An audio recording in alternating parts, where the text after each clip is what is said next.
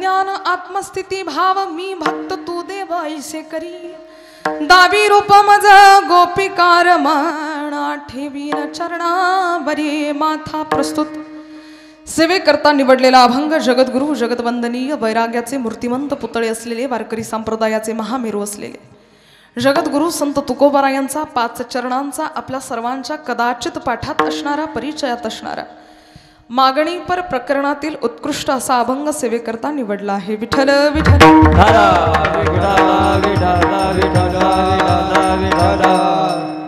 कीर्तनाला सुरुवात करण्याच्या पूर्वी अल्पसा परिहार द्यायचा तो असा संत चरणरजांनी पावन आणि पवित्र झालेल्या आपल्या या कनेरगाव नाका गावामध्ये प्रतिवर्षीप्रमाणे चालत आलेला अखंड हरिनाम सप्ताह या वर्षी सुद्धा पूर्णत्वाला जात आहे।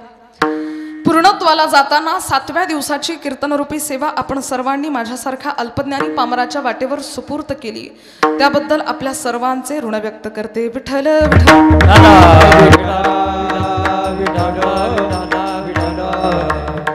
विशेष परिचय परिहार देण्याची मला आवश्यकता वाटत नाही कारण आपण सर्व एकमेकांशी परिचित आहोत की नाही? हो की नाही मातांनो? नुसत्या मानात डोलवा। एकमेकांशी परिचित आहोत त्यामुळे आपली चक्की आणि आपलंच दळण आपणच रात्रभर दळत बसायचंय। विशेष परिचय देण्याची आवश्यकता नाही, तुम्ही सर्व जाणते आहात। तुमच्या संपूर्ण गावाचं माझ्यावर असंख्य प्रेम आहे आणि अर्थात माझं सुद्धा तुमच्या गावावर असंख्य प्रेम आहे म्हणून आता 171 किलोमीटर आम्ही प्रवास करून आलो। परळी वैजनाथाला शिवमहापुराण कथा होती। आता कथा म्हटली आणि शेवटचा दिवस म्हटला की थोडी धावपळ होतेच, थोडा उशीर होतोच। तिथले कार्यकर्त्यांशी भेटणं वगैरे सगळे आणखीन थांबा म्हणत होते पण शक्य नव्हतं कारण इथे पोहोचणंही गरजेचं होतं। पण खरं सांगू का, आमच्या किसन काकांचा एक शब्द माझ्या कानावर पडला, ताई चिंता करू नका, सावकाश या, आपलंच गाव आहे, आपलीच माणसं आहे। आणि हे ज्यावेळेस ऐकलं त्यावेळी निश्चिंत झाले। विठ्ठल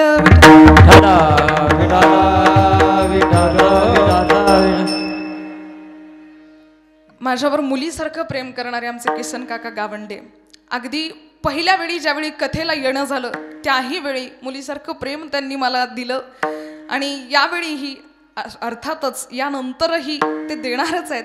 पण यावेळी सुद्धा माझ्या मनात जी धाकधूक होती की आपण वेळेत पोहोचायला हवं, त्यांनी सांगितलं आपले माणसं आहेत काही हरकत नाही, आपण थोडंसं उशिरा कीर्तन सुरू करूयात।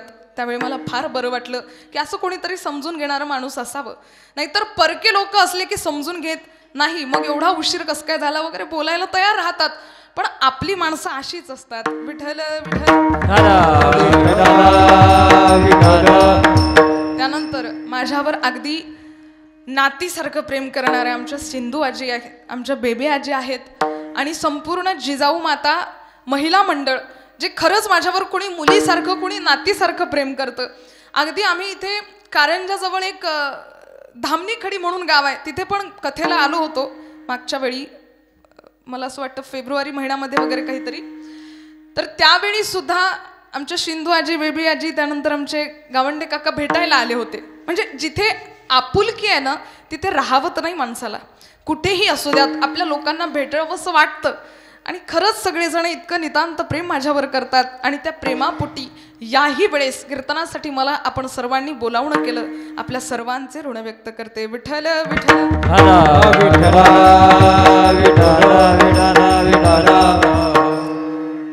त्यानंतर कीर्तनामध्ये प्रवेश करण्याच्या आधी मला साथ करणारे आमचे संपूर्ण वारकरी टाळकरी वृंद, आपण सर्व माझ्यापेक्षा ज्ञानाने वयाने श्रेष्ठ आहात आणि या पुढील प्रवासामध्ये सुद्धा तुम्ही मला सांभाळून घ्याल, जे येणारे क्षण आहे त्याच्यामध्ये आपण सर्वजण मला सांभाळून घ्याल ही अपेक्षा तुमच्याकडून करते। गायनाचार्य हरिभक्तीपरायण भोयर महाराज बरोबर, डुकरे महाराज, उद्धव महाराज, दादाराव महाराज आणि आमचे मृदुंगाचार्य आमचे आशिष दादा, पेटी मास्टर विश्वनाथ गुरुजी असतील, आमचे विणेकरी बाबा असतील, विणेकरी काकू असतील, आपण सर्व जणांचे ऋण व्यक्त करते। यापुढे सुद्धा काही क्षणांमध्ये येणाऱ्या आपण सर्वच जण मिळून हा कार्यक्रम आणखीन जास्त सुंदर करण्याचा प्रयत्न करूयात. विठ्ठल विठ्ठल.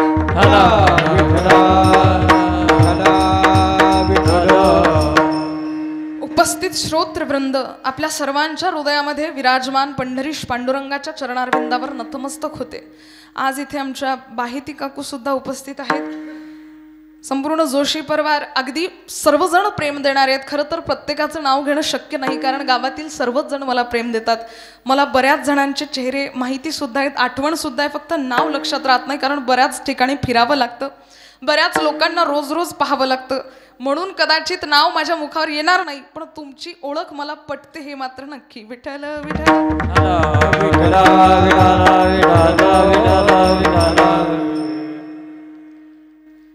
चला तर तुकोबरायांच्या या सुंदरशा अभंगामध्ये आपण प्रवेश करूयात. तुकोबरायांनी आज भगवंताकडे काहीतरी विलक्षण मागणी केली. तसंही वारकरी संप्रदायाच्या दंडकाप्रमाणे 7व्या दिवसाची कीर्तन सेवा ही मागणीची सेवा असते असं म्हटलं जातं, जागराची सेवा असते.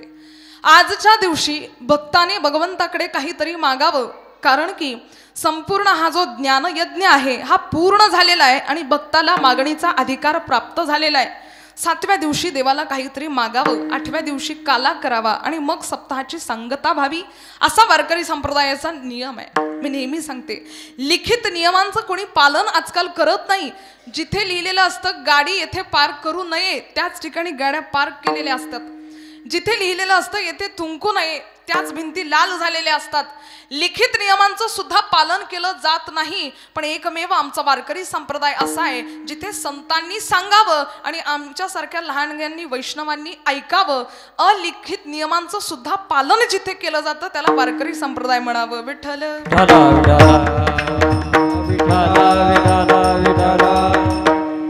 असा संतांनी आखून दिलेला अलिखित नियम. 7व्या दिवशी मागणीची सेवा घ्यावी, देवाला काहीतरी मागणं मागावं, त्याच्या समोर पदर पसरवावा. पण ते मागणं संसारासाठी नसावं. संसारासाठी जर मागणं असेल तर शेवटच्या क्षणाला राम भेटणार नाही, कृष्ण भेटणार नाही, संसारामध्येच प्राण्याला घुटमळून राहावं लागेल. म्हणून मागणं असावं ते परमार्थासाठी, भगवंतासाठी. आणि तसंही माणसाचा स्वभाव आहे, त्याची प्रवृत्ती संसारामधून निघत नाही, त्याला निवृत्ती संसाराला करण्याची इच्छाही होत नाही. अगदी देहाचं निर्माल्य होतं, संपूर्ण आयुष्य मावळतीकडे जातं, पण तरीही आत्मकल्याणाचा मार्ग या माणसाला सुचत नाही. तुकोबराया म्हणतात, मरायच्या आधी एकदा त्याला मागून घ्या, त्याच्याकडून मागण्यापेक्षा त्याला मागून घ्या, आपल्या जीवनाचं सोनं झाल्याशिवाय राहणार नाही. विठ्ठल विठ्ठल.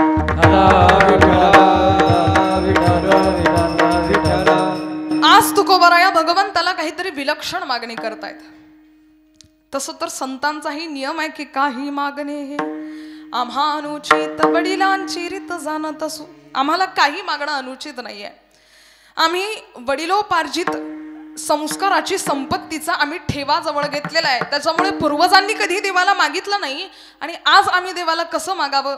पण तरी देवा द्यायचंच असेल तर काय दे. बघा तुकोबराय म्हणतात विलक्षण काहीतरी. देवाला गोपिका रमण म्हणून तुकोबरायांनी या अभंगामध्ये संबोधलेलं आहे. कारण आज तुकोबरायांना भगवंताचं स्वरूप कृष्ण रूपामध्ये पाहण्याची लालसा आहे. विठ्ठल.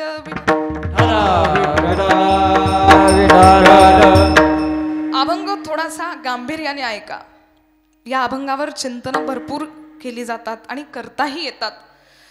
पण थोडासा एक गांभीर्याने जर आपण विचार केला तर बघा तुकोबराय म्हणतात, दावी रूप मज गोपिका रमणा. गोपिका रमणा. आतापर्यंत विठ्ठला पांडुरंगा असं म्हणताना बऱ्याच वेळी आपण पाहिलं आणि बऱ्याच वेळी गोपिका रमण कृष्ण सुद्धा संबोधलेला आहे. पण आज काहीतरी दावी रूप मज, आज मागणं मागतोय, पण या स्वरूपामध्ये तू मला दिसत असशील तर मी पुढे पुसता सांगेन हित गुजमात बैसोनी एकांत सुख गोष्टी. या सगळ्या गोष्टी मी करेल, पण आधी मला तुझा गोपिका रमण या स्वरूपामध्ये पाहण्याची इच्छा आहे. विठ्ठल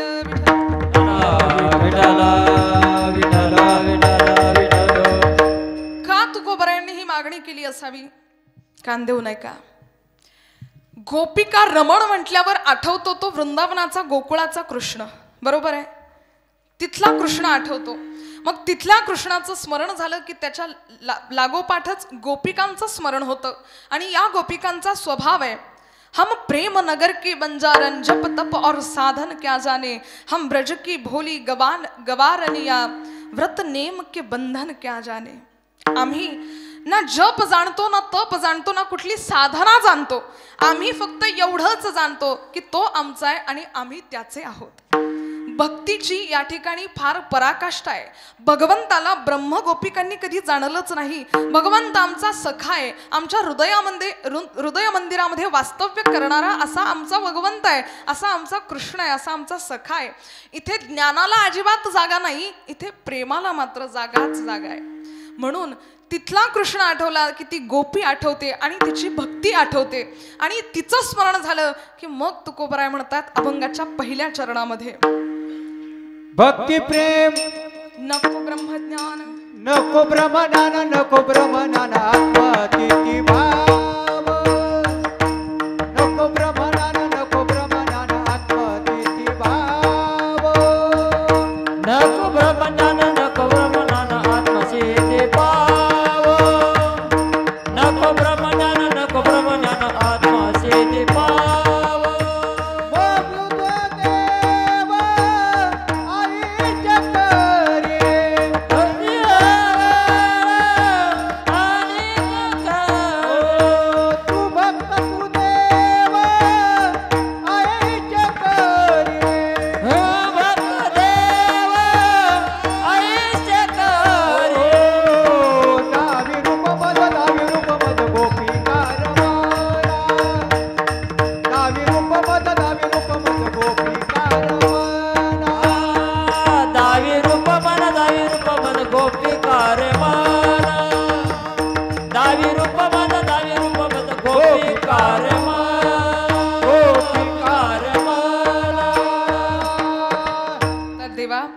नको ब्रह्मज्ञान आत्मस्थिती भाव, मी भक्त तू देव ऐसे करी.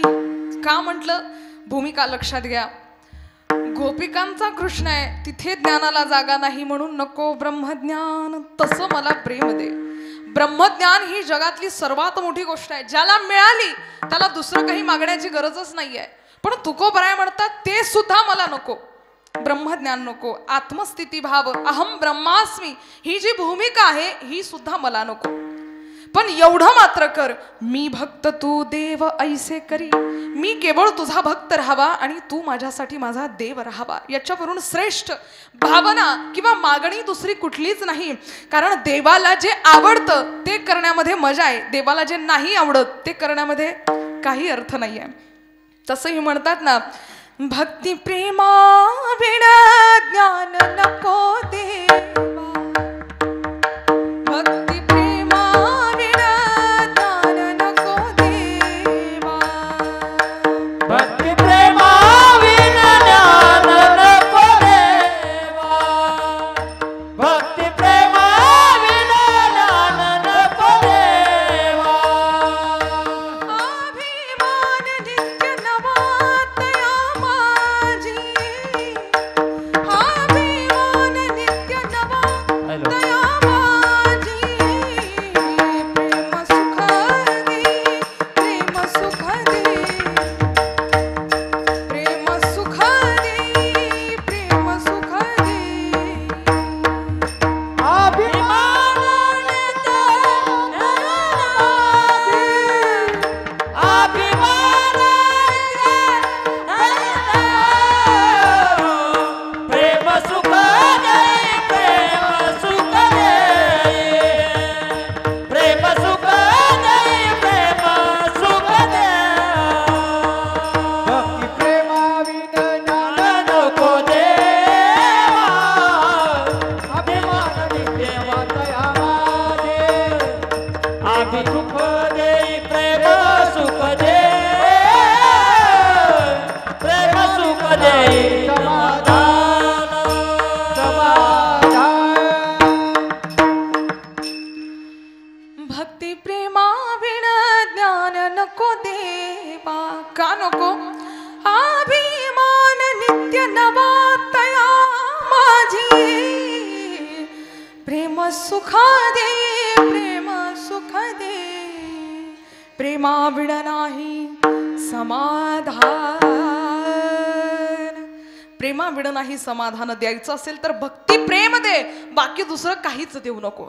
आपल्याला देवाने भक्ती प्रेम दिलंय, पण आपण संसाराच्या रहाटगाड्यामध्ये इतके गुंतलेलो आहे की कधीतरी त्याच्या समोर बसून 2 मिनिटं त्याच्याशी संवाद साधणं, त्याच्याशी बोलणं, त्यांच्या मूर्तीकडे बघणं एवढंही आपल्याला सुचत नाही. अहो काहीच नाही, एवढंच करायचंय फक्त. देवाची द्वारी उभा क्षण भरी, देवाची द्वारी उभा क्षण भरी, तेने मुक्तीचारी साधिल्या, तेने मुक्तीचारी साधिल्या. हरिमुखे म्हणा, हरिमुखे म्हणा, हरिमुखे म्हणा, हरिमुखे. एवढंच आहे. किती वेळ उभं राहायचंय? आहात ना जागी अजून? थोडा वेळ जागी राहा बरं. कीर्तन उशिरा सुरू झालं, त्याच्यामुळे थोडं उशिरा संपेल. थोडं उशिरा सुरू झालं, मग मला तरी असं वाटतं काका 1-2 वाजतीलच नक्की. चालेल ना? चालेल का? नक्की ना? अरे महिला मंडळी माझ्यावर प्रेम करतात, मला माहिती आहे. म्हणे ताई 4 तास जरी चाललं तरी टेन्शन नॉट. बरोबर आहे ना? नाही, पण असं नाही होणार बरं. आपण वेळेवरच कीर्तन सोडवूयात. पण जागी राहा, थोडं एकाग्र चित्त करून कीर्तन ऐका. फार सुंदर प्रसंग आहे. किती वेळ उभं राहायचंय देवाच्या द्वारासमोर आपल्याला?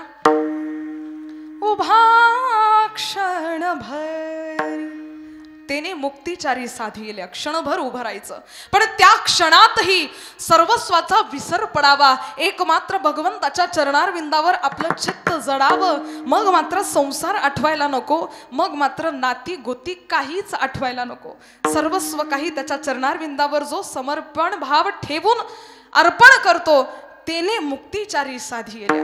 अन्यथा 24 तास जरी देवाजवळ बसलो तरी पण फायदा नाही. एक क्षण राहा, पण सर्वस्वी अर्पण करून राहा. जास्त वेळ नाही राहायचं, थोडा वेळ राहायचाय. आपल्याला तर एवढं टेन्शन येतं, देवाच्या दारासमोरही जायचं. इकडचा भाग नाही सांगत, पण शहरी भागामध्ये किंवा आमच्या भागामध्ये अशा बऱ्याच गोष्टी आहेत. देवाचं कार्य म्हटलं की लोक मागे सरकतात आणि तमाशाचं कार्य म्हटलं की समोर सरकतात. आम्ही आता गडचिरोली साईडला कथेला गेलो होतो एका ठिकाणी. आम्ही जवळपास 15 दिवस झाले बाहेरच आहे. गावंडे काका 15 दिवसापासून बाहेर आहे, म्हणून ही खरं तर एवढी दगदग आहे. तिकडे आधी गडचिरोलीची कथा झाली, नंतर परळी वैजनाथाची कथा झाली. गडचिरोलीला जाण्याच्या आधी सुद्धा 4-5 कीर्तन महेकर साईडला झालेत. म्हणजे एवढी सगळी घालमेल आहे, सगळी धावपळ आहे, म्हणून खरं तर थोडासा विलंब झाला. तिकडे कीर्तन कथेसाठी गेलेलो आम्ही. आता तिकडे थोडासा आदिवासी भाग आहे, पण सांगते तुम्हाला वृत्ती कशी आहे. तिथे एक गाव आहे. आम्ही ज्या गावात गेलो ते नाही, पण तिथल्या लोकांनी आम्हाला सांगितलं तिथे एक गाव आहे. 1.25 महिना ते लोक ज्योत लावतात, निरंतर ज्योत लावतात, ती विजू देत नाही. 1.25 महिन्यामध्ये 4 ते 5 भागवत कथा करतात. म्हणजे अखंड हरिनाम आपण तरी सप्ताह करतो, ते 1.25 महिन्याचा करतात. तिथे रात्रंदिवस कीर्तन भजन चालतात. 1.25 महिना झाला, काला झाला की काल्याच्या रात्री त्याच गावामध्ये तमाशे बसतात. आणि एक नाही 4-5 तमाशे. तेवढं एक रात्र झाली की दुसऱ्या दिवशी, काला झाल्यावर दुसऱ्या दिवशी अख्ख्या गावामध्ये तमाशे प्लस मांसाहार केला जातो दुसऱ्या दिवशी. याचा अर्थ जणू काही 1.25 महिना कार्यक्रम, 1.25 महिना ज्योत याच्यासाठीच लावली होती की काय. त्याचा अर्थ असाच होतो ना की शेवटी जाऊन आपल्याला हे करायचंय, त्याच्या आधी भजन करा. खरं तर या सगळ्या गोष्टींची लालसा जर असेल तर भजन केलेलं निष्फळ आहे. ते त्याचं पुण्य काय जे आहे ते अजिबात मिळणार नाही. वृत्ती साफ असावी, त्यावेळीच खरं तर कीर्तनामध्ये चैतन्य रूपाने भगवंत वास्तव्य करत असतो. विठ्ठल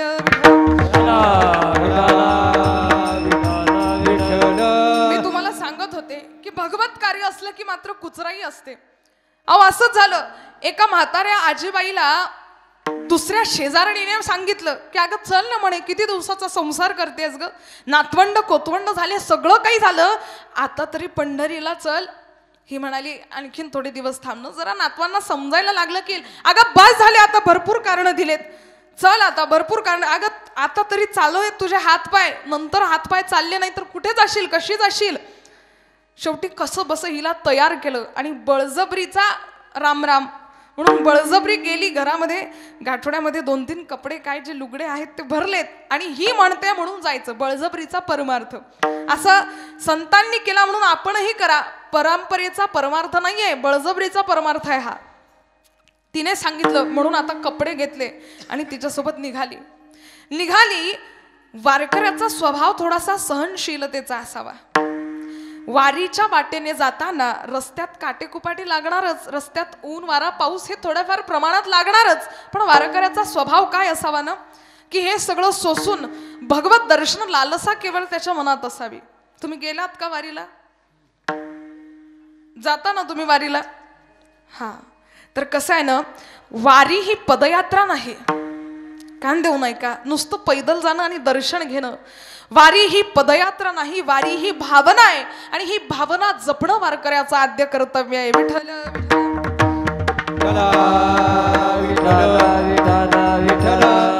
म्हणून ऐका, या बाईने कशी बशी तयारी केली, रस्त्याने गेली, लागली रस्त्याला, पण आता थोडं ऊन वारा पाऊस लागायला लागला, थोडंफार बसू म्हटलं तर खाली पाणी आहे, चिखल आहे, बसता येईना, काही करता येईना. पंढरपुरात कशी बशी पोहोचली, सगळीकडे तुळशीच्या बागा पाहिल्यात आणि आता मात्र कंबर खोचली आणि त्या शेजारणीला म्हणायला लागली, या शेजारणीनं पर नाही केलं का बया, मला पंढरीला नेलं ग बया, मला पंढरीला नेलं ग बया, मला पंढरीला नेलं ग बया.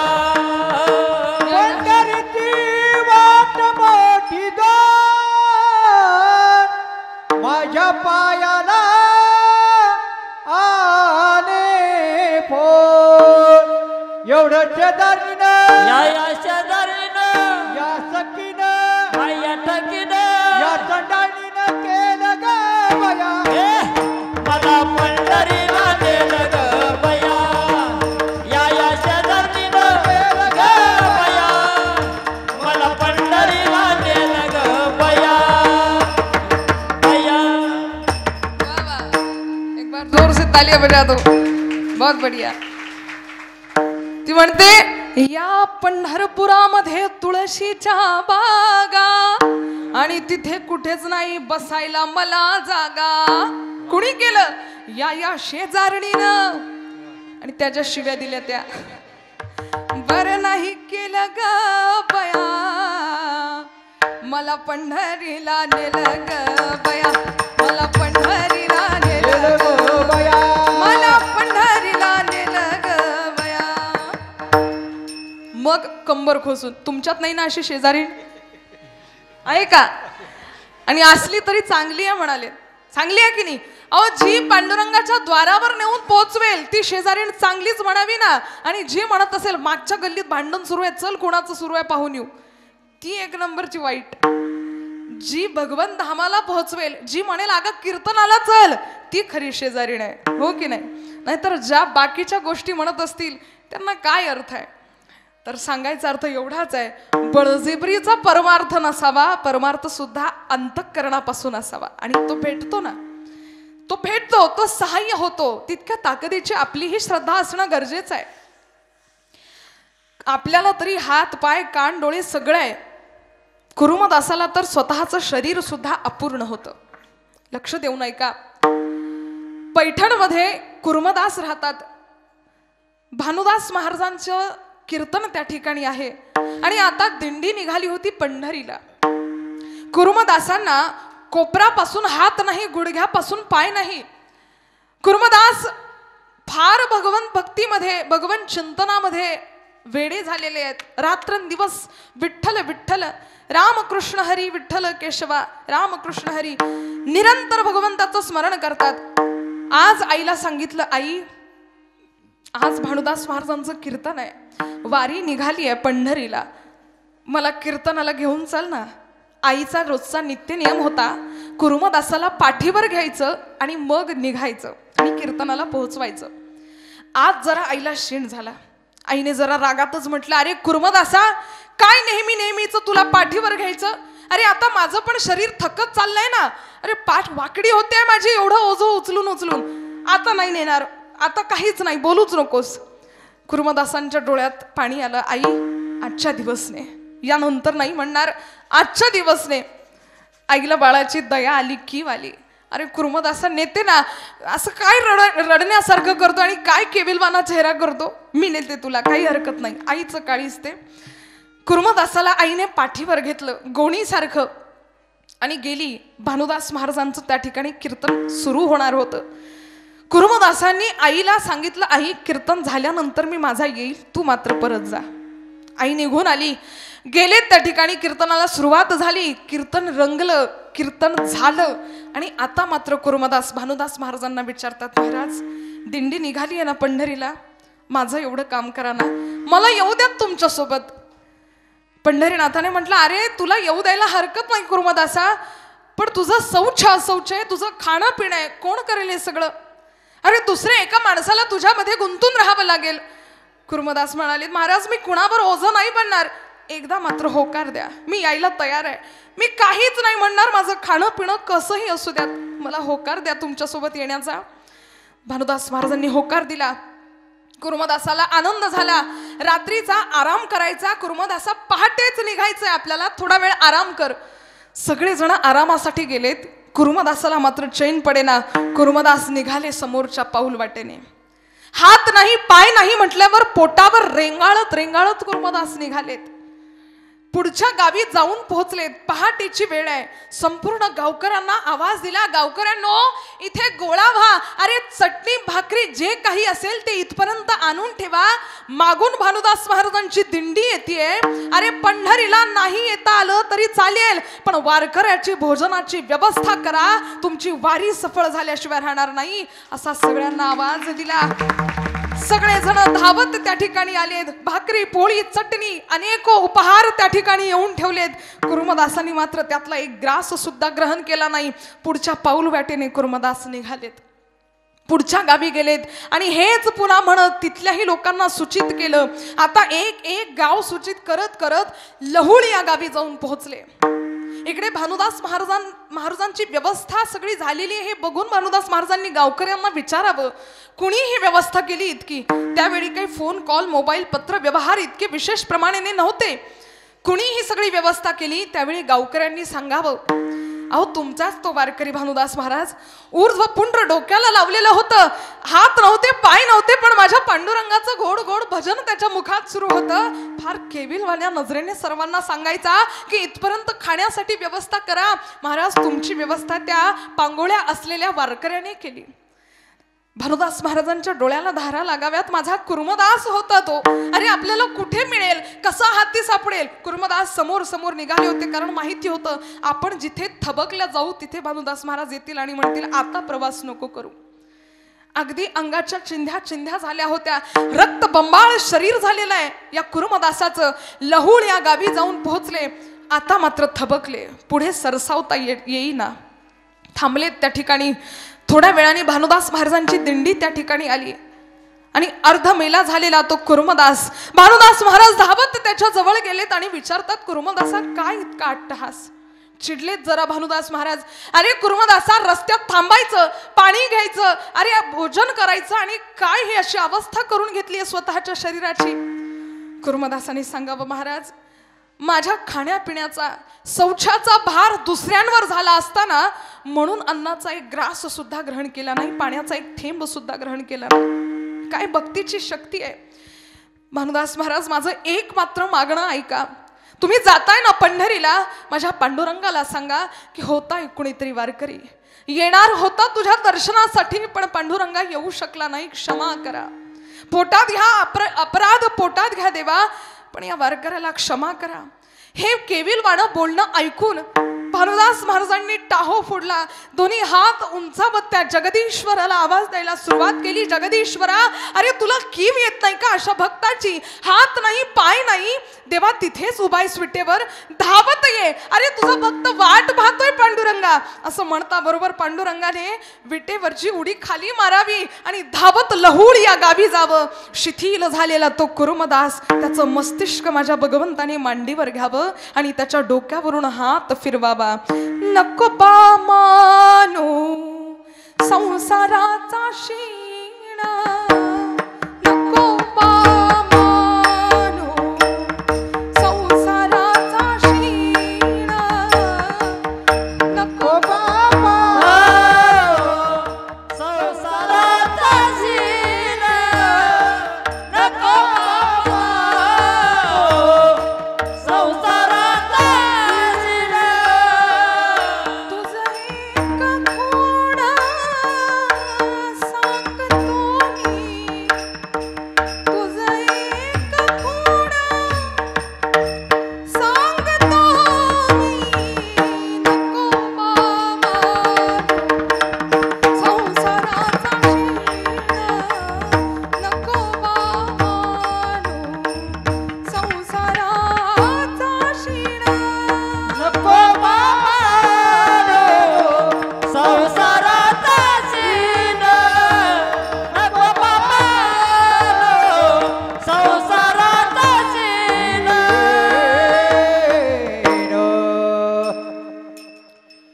केविलवाण्या नजरेने भगवंत म्हणतायत, कुरुमदासा त्रास झाला ना, आता आलोय मी, चिंता करू नकोस. भगवंताने आलिंगन द्यावं. कुरुमदासाने सांगावे, जगदीश्वरा आता देह जाओ अथवा राहो, पांडुरंगी दृढ भावो. देवा तुमचं दर्शन झालं, सर्वस्व मिळालं, या कुरुमदासाला तुमचं स्वतःचं करून घ्या. पांडुरंगाने त्या कुरुमदासाला आलिंगन दिलं आणि त्याची प्राणज्योत भगवंतामध्ये विलीन झाली. विठ्ठल तो सहाय्य होतो, तो साध्य होतो, पण तितक्या ताकदीची आपली सुद्धा श्रद्धा असावी. आणि इतकी दांडगी श्रद्धा जर आपलीही असेल तर येणाऱ्या वारीमध्ये आपल्यालाही पांडुरंग दर्शन देईल. विठ्ठल विठ्ठल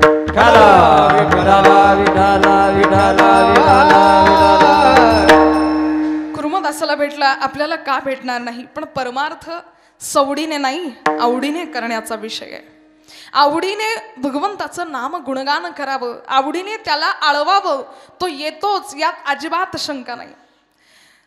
आज तुकोबराया भगवंताला म्हणतायत, नको ब्रह्मज्ञान आत्मस्थिती भाव, देवा मी भक्त तू देव ऐसे करी. आणि काय कर देवा, गोपिका रमण या स्वरूपामध्ये मला दर्शन दे. अभंगाच्या दुसऱ्या चरणात दावे रूप माने गोविंद माने, दावे रूप माने गोविंद माने. ओ दावी रूप मान गोपिकार मनो, दावी रूप मान गोपिकार दावे रूप मान गोविंदार मानो, दावे रूप मान गोविंदार मानो.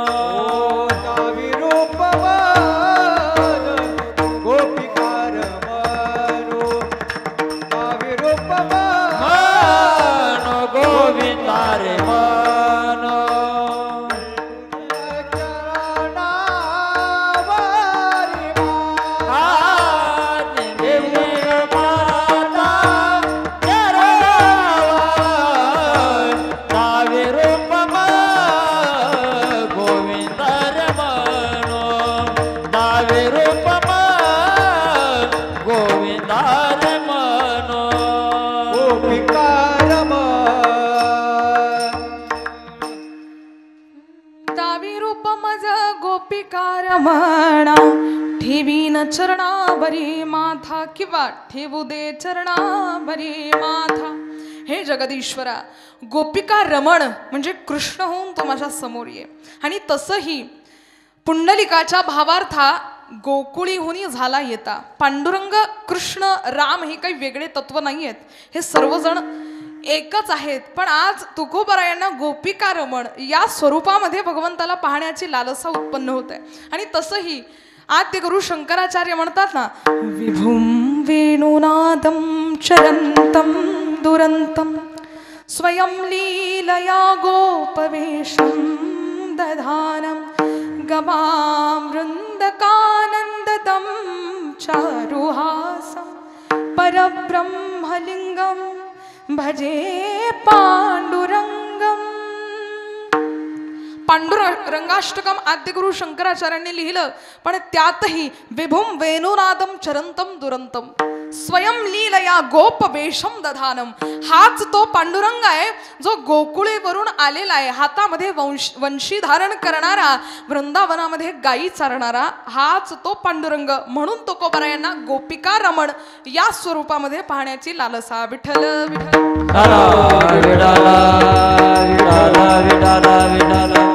मग पाहिल्यानंतर काय करेल? ठेवून चरणावरी माथा, तुझ्या चरणारविंदावर माथा ठेवेल. नव्हे नव्हे तुझं स्वरूप ज्यावेळी डोळ्यांनी दिसेल त्यावेळी पाहीन श्रीमुख देईन आलिंगण जिवे लिंबलोण उतरीन. तुझं स्वरूप डोळ्यासमोर पाहिलं देवा की मग मात्र तुला आलिंगण देईल आणि काय करेल? जीवाचं लिंबलोण तुझ्यावरून उतरून टाकेल. आपण आपल्या नातवंडांची दृष्ट काढतो, यात नवल नाही. संत आपल्या जीवाचंच लिंबलोण करून देवावरून उतरवायचे, याला पुरावा आहे. नामा म्हणे जिवे करीन लिंबलोण विटे सहित चरण ओवाळीन झनी दृष्टी लागो तुझे सगुणपणा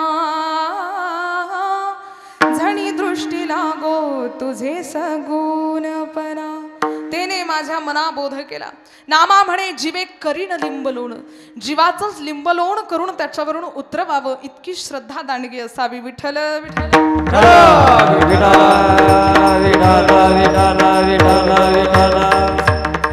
मग ते स्वरूप दर्शन झालं की तुकोबराय म्हणतात पुढे काय करेल? जर त्याने विचारलं तर मात्र हितगुज गोष्टी सांगेल. कान देऊ नये का? त्याने विचारलं तर आपलं काय आहे, तो विचारो की न विचारो, आपलं जाऊन बडबड तिथे ओतून यायचं. बरोबर आहे ना? वारीला जातानाही लोक इकडून जाताना ओझे घेऊन जातात आणि तिकडून येतानाही ओझं घेऊन येतात. आता ते काय तिकडून आणतात हे मी तुम्हाला सांगत बसत नाही, पण इकडून जाताना कशाचे ओझे नेतो आपण? मनाचे ओझे नेतो. मनामध्ये असंख्य भावना आहेत ज्या तिथे जाऊन आपल्याला व्यक्त करायच्या आहेत. खरं तर तिथे दर्शनासाठी जाताना कसलाच विचार नसावा. अहो त्याच्या दर्शनाची लालसा असावी फक्त. एकदा ते श्रीमुख डोळ्याने दिसलं, एकदा ते चरणारविंद डोळ्याने दिसले की संपूर्ण जीवाचं कल्याण. पाहू द्या रे माझ विठोबाचे मुख, पाहू द्या रे माझ विठोबाचे मुख. पाहू द्या रे माझ विठोबाचे मुख, पाहू द्या रे माझ विठोबाचे मुख. डोळा लागलिया, डोळा लागलिया भूक, पाहू द्या रे विठोबाचे मुख, पाहू द्या रे माझ विठोबाचे मुख. विठोबाचे मुख. वा. पाहू द्या रे माझं विठोबाचे मुख, हा भाव केवळ संतांचाच असू शकतो तिथे गेल्यानंतर. आणि तसाही तो वाट पाहे उभा भेटीची आवडी, कृपाळू तातडी उतावीळ. कान देऊ नये का श्रोते हो? तो वाट बघतोय कशासाठी? भेटीसाठी फक्त भक्तांच्या. तुम्ही जर जगन्नाथपुरीला जाल तर भगवंत अगदी देवाचा चेहरा तुम्ही बघाल तर अगदी विक्षिप्त आपल्याला चेहरा दिसतो, कारण राधा राणीच्या विरहामध्ये भगवंताचं ते स्वरूप आहे. द्वारकेला जाल तर भगवंत व्यस्त आहे, रामेश्वरमला जाल भगवंत व्यस्त आहे, सगळीकडे भगवंत व्यस्त आहे. पण एक मात्र पंढरीचा पांडुरंग मात्र वाट पाहे उभा भेटीची आवडी. आजही गेल्या 28 युगांपासून भगवंत वाट पाहतोय माझ्या भक्ताचं मला दर्शन व्हावं या भावनेने. इतकं सुंदर स्वरूप असताना सुद्धा आपण का माघारी यावं? किती सुंदर आहे माझा भगवंत.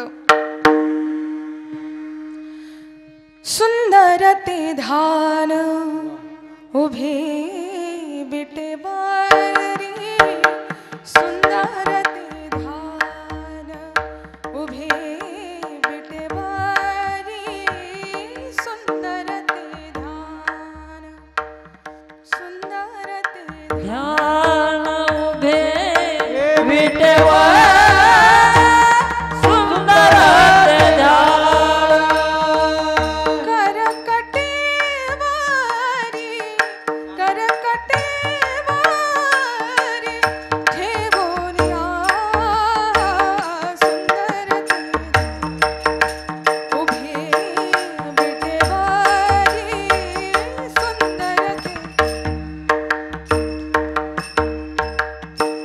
सुंदर आहे.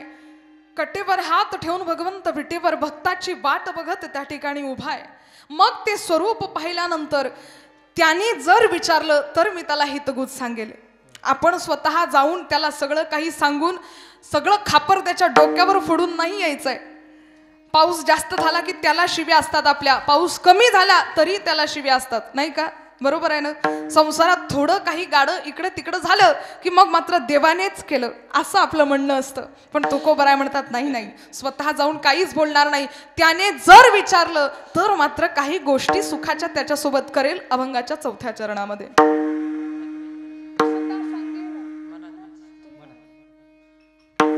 पुसता सांगेन, पुसता सांगेन, पुसता सांगेन, पुसता सांगेन.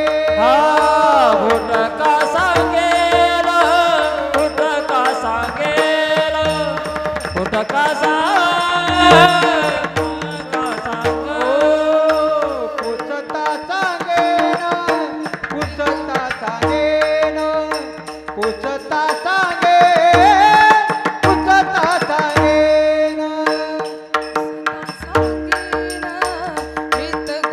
मात पुसता सांगेन, हीच गुज मात.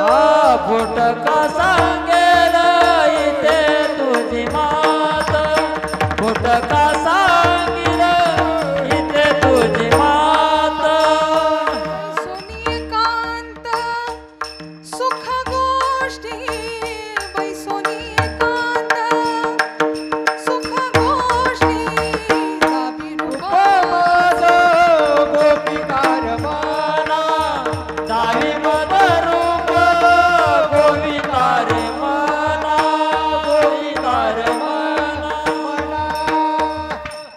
पुसता सांगेन हित गुजमात, बैसोनी एकांत सुख गोष्टी, दावी रूप मज गोपिकार म्हणा, ठेवीन चरणावरी माथा. त्याने जर विचारलं तर सांगेल हित गुज मात, सांगेल बैसोनी एकांत सुख गोष्टी, एकांतात बसून देवाशी सुख गोष्टी करेल, चांगल्या चांगल्या गोष्टी करेल, त्याला जवळ करेल, त्याच्यावर प्रेम करेल. हा भाव तुकोबाराय यांचा या ठिकाणी व्यक्त होतोय. चला आपणही त्या नामचिंतनामध्ये 2 मिनिट हाताने टाळी आणि मुखाने नाम गायचं आहे. विठोबा रखुमाई, हो बारकुमाई, विठोबा रखुमाई, हो बारकुमाई, हो बारकुमाई, ओ बारकुमाय, हो बारकुमाई, विरो बारकुमाय, हो बारकुमाई, ओ बारकुमाय, हो बारकुमाई, ओ बारकुमाय, हो बारकुमाई, विरो बारकुमाय. हो बारकुमाई.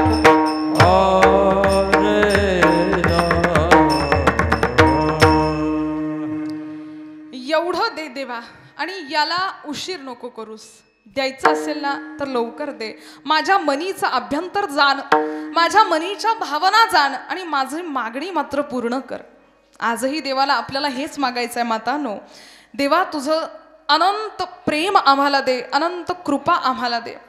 विस्कटलेला जो संसार आहे तो बरोबर करण्याची क्षमता आम्हाला दे, ताकद आम्हाला दे. खरं तर संसारामध्ये ज्याही काही दांभिक वादविवाद आहेत, गोष्टी आहेत, या सगळ्या प्रारब्धाने आपल्याला भोगाव्या लागणारच. लक्ष द्या, आपल्या सर्वांना असं वाटतं आपल्या जीवनामध्ये काहीतरी कमतरता आहे किंवा फारच दुःख येत आहेत.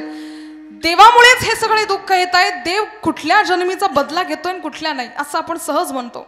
खरं तर हे सगळं जे प्राक्तन आहे हे भोगावं लागतं, हे प्रारब्ध भोगावं लागतं. भगवंत कधी कोणाचा वाईट विचार करत नाही, पण जो त्याची भक्ती करतो त्याला मात्र सामर्थ्य दिल्याशिवाय राहत नाही. कान देऊ नये का? जर बाहेर पडायचं असेल, मुसळधार पाऊस सुरू असेल, त्या मुसळधार पावसामध्ये सुद्धा बाहेर पडण्याचं धाडस आपल्याला येतं, कारण आपल्याजवळ छत्री असते. जर ती छत्री असेल तर पावसात सुद्धा बाहेर पडण्याचं धाडस आपल्या जवळ आहे, आणि छत्री नसली तर आपण बाहेर जाऊ शकत नाही. अगदी त्याचप्रमाणे कितीही संकट जीवनात असले तरी भगवंताच्या भक्तिरूपी छत्री ज्याच्या जवळ आहे त्याचं कुणीच काहीच वाईट करू शकत नाही. भगवंताचा वरदहस्त कायमस्वरूपी त्या जीवाच्या पाठीशी असतो. म्हणून भगवंताच्या भक्ताने कायमस्वरूपी भक्ती वृद्धिंगत करावी आणि प्रत्येक संकटाशी सामना करण्याचं धाडस देवाला मागावं. विठ्ठल विठ्ठल.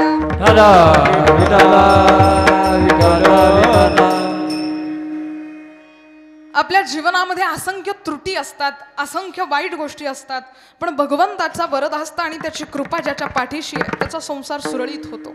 मान्य आहे, जायचं आपल्याला एकाच ठिकाणी आहे, पण चांगल्या रस्त्याने आपल्याला जायचं आहे. सगळ्यांना माहिती आहे की स्मशानभूमीमध्ये सगळेच जण जाणार आहेत, पण रस्ते दोन असतात. एक आहे चांगल्या कर्माचा रस्ता आणि एक आहे कुकर्माचा रस्ता. कुकर्माच्या रस्त्याने जाण्यापेक्षा चांगल्या रस्त्याने गेलेलं कधीही चांगलंच आहे. हरिनाम संकीर्तनामध्ये नेहमीच आपली रुची वाढवा. आतापर्यंत गेले 9-10 वर्षापासून आपण हा सप्ताह सुरळीतपणे पार पाडत आहोत. या पुढे सुद्धा हा असाच पार पाडल्या जावा, निर्विघ्नपणे हा सप्ताह पार पाडल्या जावा, याच्यासाठी आज हनुमंतरायाला हीच मागणी करूयात. देवा, आमचा हा सप्ताह, आमच्या या सगळ्या महिला मंडळी, माझ्या ज्या आजी आहेत, काकू, सगळ्याच जणी अगदी इतका जोमाने हा सप्ताह करतात. महिलांचा विशेष करून हा सप्ताह आहे. पुरुष मंडळींची सुद्धा साथ आहे, पण आपला सर्वांचा उत्साह अतिशय दांडगा आहे आणि हा उत्साह असाच कायम टिकून राहावा. हा सप्ताह चंद्र सूर्य आहे तोपर्यंत असाच चालू राहावा, हीच मारुतीरायाच्या चरणी मी प्रार्थना करते. आणि नेहमी मारुतीराया ही प्रार्थना स्वीकार करेल यात शंका नाही. तसंच तुमचं माझं प्रेम असंच कायम राहो. खरं तर मी हे जास्त शेवटच्या टोकाचं बोलतेय का, कारण उद्याही कीर्तन करायचं आहे. आपलं प्रेम कायम राहणारच आहे. उद्या मात्र असा उशीर होणार नाही. अगदी वेळेतच कार्यक्रम सुरू होईल, वेळेतच कार्यक्रम आपण समारोप सुद्धा करूयात. तत्पूर्वी आज तुकोबरायांच्या अभंगाचा शेवटचा सारांश बघूयात आणि मग कीर्तनाच्या समारोपाकडे आपण वळूयात. तुकोबराया शेवटी म्हणतात की देवा, विठ्ठल विठ्ठल म्हणतात, तुका म्हणे यासी न लावी उशीर, माझे अभ्यंतर जाणोनिया. तुका म्हणे यासी न लावे उशीर, तुका म्हणे यासी न लावी उशीर, तुका म्हणे यासी न लागे उशीर, तुका म्हणे या. माझे अभ्यंतर जागवी, माझे अभ्यंतर जागवी. आ आ आ माझे अभ्यंतर जागवी ती.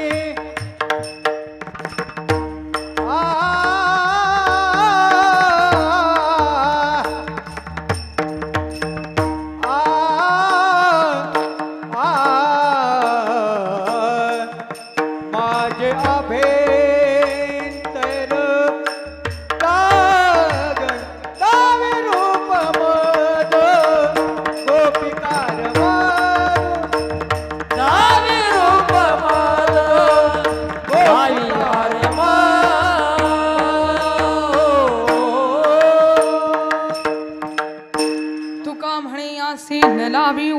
मंदिर माझे अभ्यंतर जाणोनिया. एवढं मागणं पूर्ण कर देवा. तुझ्या चरणारविंदावर एकीभूत होण्यासाठी गोपिका रमण या स्वरूपामध्ये दर्शन दे. ब्रह्मज्ञान नाही दिलं तरी चालेल, पण मी भक्त तू देव अशी भावना मात्र माझ्या मनात स्थित कर. झालेला संपूर्ण अभंग तुकोबरायांचा म्हणण्याचा अर्थ असाच असेल का मला माहिती नाही, पण अल्पबुद्धीला जसं जसं सुचलं तसं तसं बोलण्याचा फक्त प्रयत्न केला. आपण सर्वांनी गेल्या 1-1.5 तासापासून माझी वाणी गोड करून घेतली. आपल्या सर्वांचे खूप खूप आभार. आता दीपोत्सव आपण करणार आहे. आज जागरणाची सेवा आणि दीपोत्सव या ठिकाणी आपण सर्वजण दरवर्षी करत असतो. यावर्षी सुद्धा आपण आनंदाने हा दीपोत्सव करणार आहोत. पुनश्च एकदा मला या ठिकाणी बोलवल्याबद्दल आपल्या संपूर्ण ग्रामस्थांचे, जिजाऊ मित्र, जिजाऊ महिला मंडळ, जिजाऊ माता महिला मंडळ या संपूर्ण मंडळाचे, आपण सर्वजण माझ्यावर प्रेम करणारे आहात, आपल्या सर्वांचे ऋण व्यक्त करते. आपण ज्यांच्या अमृततुल्य वाणीतून कथेचं श्रवणपान करत आहात, आदरणीय किशोरीताई गावंडे यांच्या अमृततुल्य वाणीतून आपण शिव महापुराण काय रामायण रामकथेचं श्रवणपान करत आहात. झालेली सेवा पांडुरंगाच्या चरणारविंदावर समर्पित करते. उद्या ठीक 10 वाजता 11 वाजता 11 ते 1 काल्याचं कीर्तन होणार आहे. कोणत्या महाराजांचं होणार आहे हे तुम्ही पाहत बसा. म्हणून 11 ते 1 या ठिकाणी फक्त कीर्तनाला या एवढीच इच्छा आहे. एवढ्या कमी संख्येने तर अजिबात नाही, जास्तीत जास्त संख्येने या. तुम्ही जास्त असले की मलाही काहीतरी जास्त बोलावं असं वाटतं, म्हणून तुम्ही जास्त संख्येने या. आदरणीय आमचे काका सुद्धा उपस्थित आहेत, मदन काका सुद्धा उपस्थित आहेत. सर्वांचं खरंच असंख्य प्रेम आहे. आमचे संपूर्ण वारकरी टाळकरी वृंद आपल्या सर्वांच्या चरणी नतमस्तक होते आणि झालेली कीर्तन सेवा भगवंताच्या चरणी समर्पित करते. ज्ञानेश्वर माऊली ज्ञानराज माऊली जय जय ज्ञानेश्वर माऊली ज्ञानराज माऊली ज्ञानेश्वर हो.